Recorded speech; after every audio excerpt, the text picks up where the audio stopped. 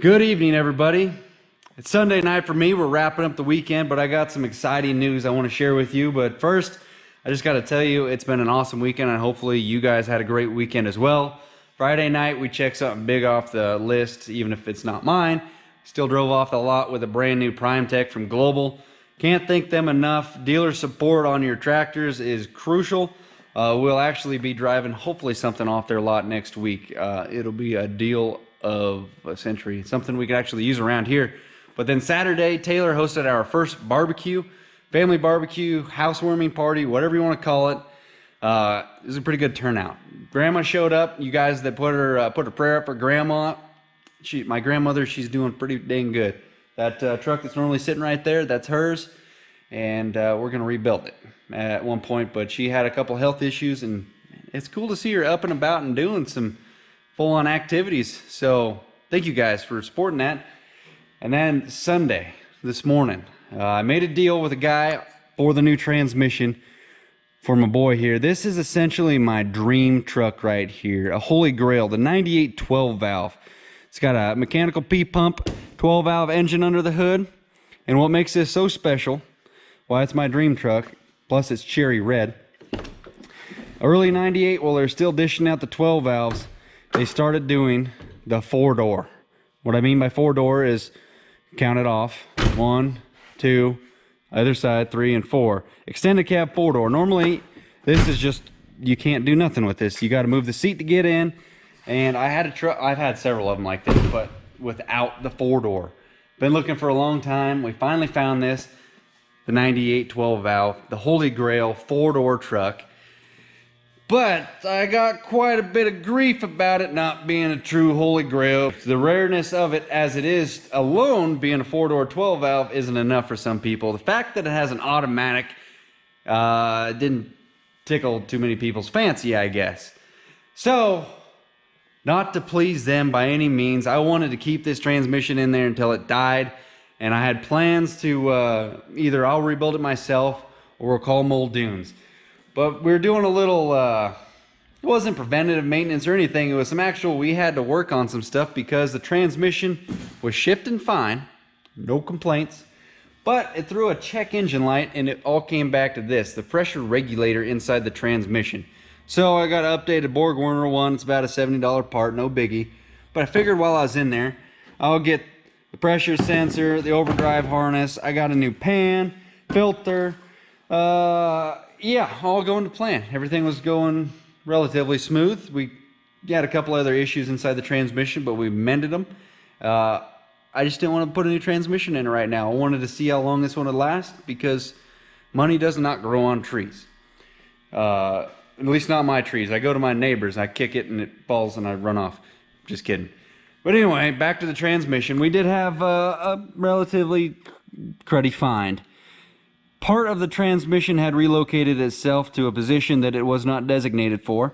This is supposed to be up in there holding the clutch back together, but it was down here holding the magnet down. Yeah, so that means we have an even further untrustworthy automatic transmission. It's complete bone stock, everything about it. Shifted good. Truck is turned up a little bit and it was handling the relatively mild, a little bit of tunage that it's got. But you can't trust it now because there's pieces falling out of it. What am I going to do? Risk it for the biscuit? Nah, we had a couple options. First, I could pull it out, rebuild it myself. I've rebuilt these transmissions before. Just take your time. Pretty simple. Or you just Google it. I wouldn't recommend you just rebuild your transmission because I said Google it. You got to be somewhat mechanically inclined. But anyway, or you can just call a guy named Muldoon, which I've been wanting to do for the longest time, is to have one of his transmissions. I've been following Muldoon since before I can even remember. Before he had a shop or any of that stuff, and I've always wanted one of his transmissions. I know you guys voiced your opinion on some of the local builders. That's awesome. I appreciate you reaching out and sharing your input with some local guys. But I just had to check it off the list to get a Muldoon's transmission. Or we make this truck a true Holy Grail, but we'll take it a step even farther past a 5-speed or NV 5600. We'll take it to something that I've actually never personally seen in one of these trucks. There it is, boys and girls. I found it this morning, made a deal on it, went and picked it up before I did I spent the whole day moving tractors, but before I moved the tractors, G56. This is out of a 2009 Mega Cab. It's got 70,000 miles on it. This thing's a pretty cherry emission right here. I know I got to fix that thing. Not a biggie. We got a couple quirks though to get this thing in the truck. It does have the electronic shift kit for the transfer case for your four-wheel drive. Might be able to pop that off. There might be a little ear sticking out we can work something out on. Or Mike's truck sent me a thing today, G56 swapping a 97. And they used the transfer case off the automatic. They just had to change the input shaft on the transfer case. So that's another option, but comment below if you would really consider this thing a holy grail now that it's going to be having a G56 in it. Muldoon's transmission was going to run me about $4,200 plus shipping and whatever California wants for tax and a bunch of BS, or I don't even know how that would work. But I picked this thing up for 3,500 bones. Couldn't be happier. Guy that I got it from, local boy, I thought this thing was in Oregon. He was building a crew cab first gen project. It was going to be set on a 2010 Dodge frame, and he was going to throw this behind his VEP pump, his VE 12 valve. But he's going to school, so he needed to sell some stuff in order to fund school, and he was only 30 minutes away. I thought he was in Oregon, 500 miles away. So I made a deal, swung down there and picked this sucker up this morning. And we even got the drive shaft out of it. Now this is what's going to be tricky. I'm going to have to get another set of pedals. I'm going to have to buy a clutch.